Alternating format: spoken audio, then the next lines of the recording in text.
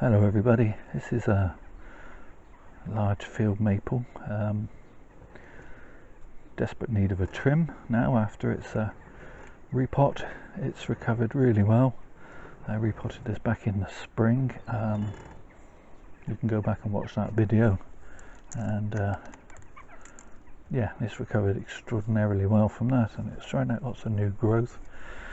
I've been having some conversations in the comments, particularly around my Japanese maple videos, and the difficulties that can be there in looking after those, and as I called them in the video titles, finicky trees.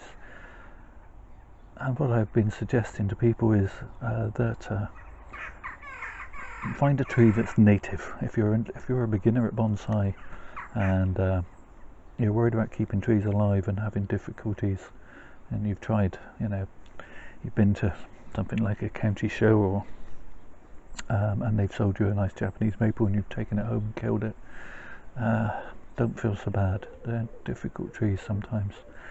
What I suggest to newcomers is get yourself a native tree, and this is a perfect example of a tree that's native to Britain. Hardy as old boots. You could sort of hand grenade at it and it'll probably survive.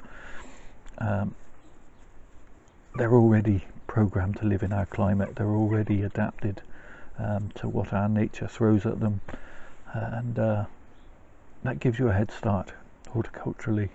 You don't have to get the basics of the horticultural so right with these trees. They will work with you in staying alive, and that gives you, as I say, a head start, so that you can learn your craft of bonsai on something like this, or a beech, or a birch. Well, birch can be a bit more finicky, but yeah, something like a field maple.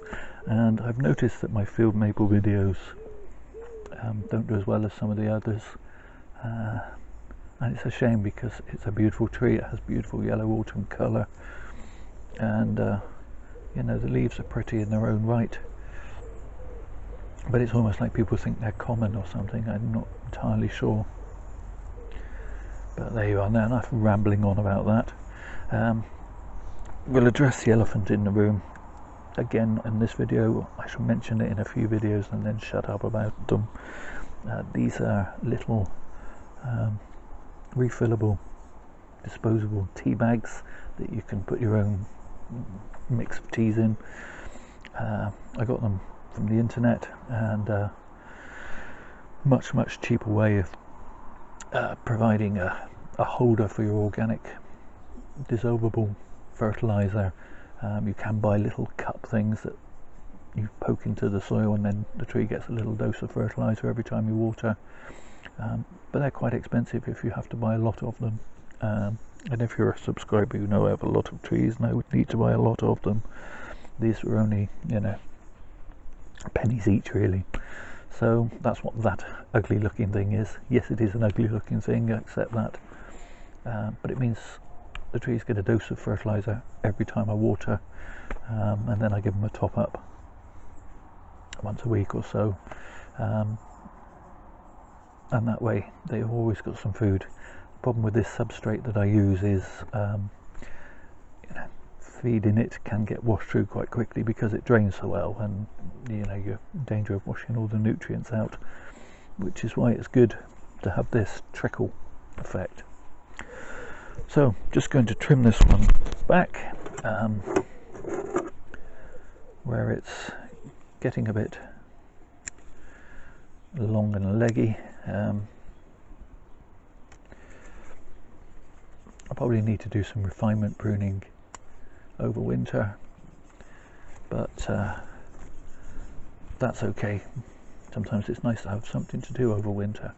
I'm going to cut this piece back that's growing over the front of the trunk, and just open up the trunk a little bit. I've got a shoot coming out here that I don't want. I often cut away just the leaves to expose the trunk if it's covered up, because I always like to see the trunk line. This is quite elegant in its own little way. Is it the most beautiful tree you've ever seen? No, of course it isn't.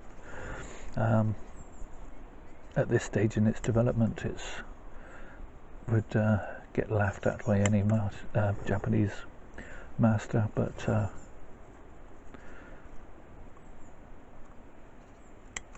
it'll keep developing, and I'll keep developing it for as long as I'm able, and gradually it'll get more refined and more refined as the years go by.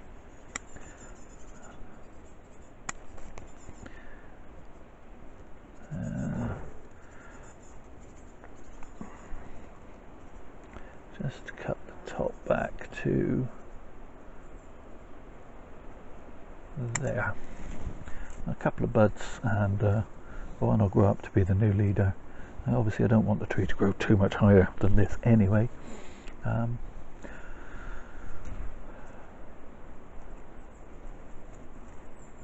I will continue with this process with this tree over the spring and summer. I'm going to have to keep an eye on this wire, make sure it doesn't cut in, and that'll need removing before it does. In fact, that one appears to be cutting in slightly, so I'm going to remove that now. And the branch seems to have held for now. Of course I could come back in 10 minutes time and find that it's reaching for the sky again, but I think it's held.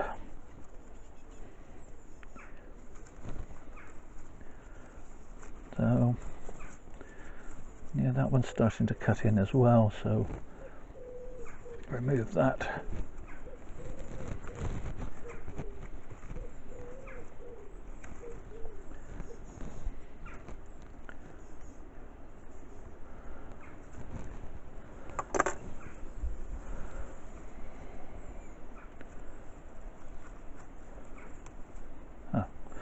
That's brilliant, that's set nicely, I think. If not, I'll have to come back and rewire, but yeah, that seems to have held nicely. I'm very pleased with that. I'll give you a quick 360.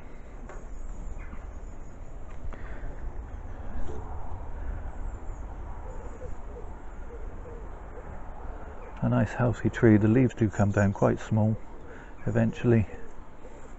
Yeah, very pleased.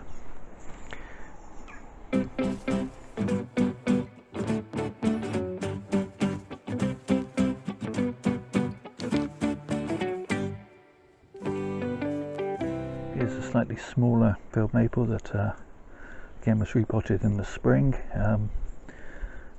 and again the wire seems to be digging in a little bit, so I'm going to remove the wire. Hopefully these branches have set as well. I know people tell you should always cut wire off, but I've always been of the opinion, and this is a little bit conspiracy theorist, but certainly in the old days, the people that wrote the books and sold you the bonsai trees and the wire were always the ones who told you to cut the wire off rather than unwire it and use it again. But I'm of the Blue Peter generation, and you know, reuse, make do and mend, all those things. So yeah, they're not too bad. They are beginning to spring up a little, but that's okay. So I'm going to start at the top with this tree. Just spin it round. As you can see, it's getting quite shaggy. I'm going to just cut that one back to there, and cut the top back, and then reduce these branches. So obviously this is going to be a few years in development before it makes a really great tree. I say a few years, 5, 10. I think I've still got that left in me. I'm only 55, so that'll just keep In fact, I'm going to cut that right back to this piece, let that take over as the leader on that branch. And that's it for that tree.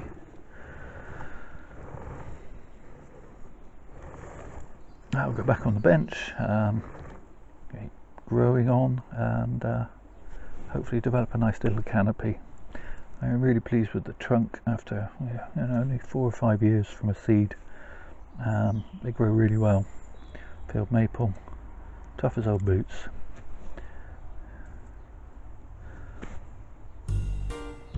Thank you all for watching, and in these strange times, please take care of yourselves.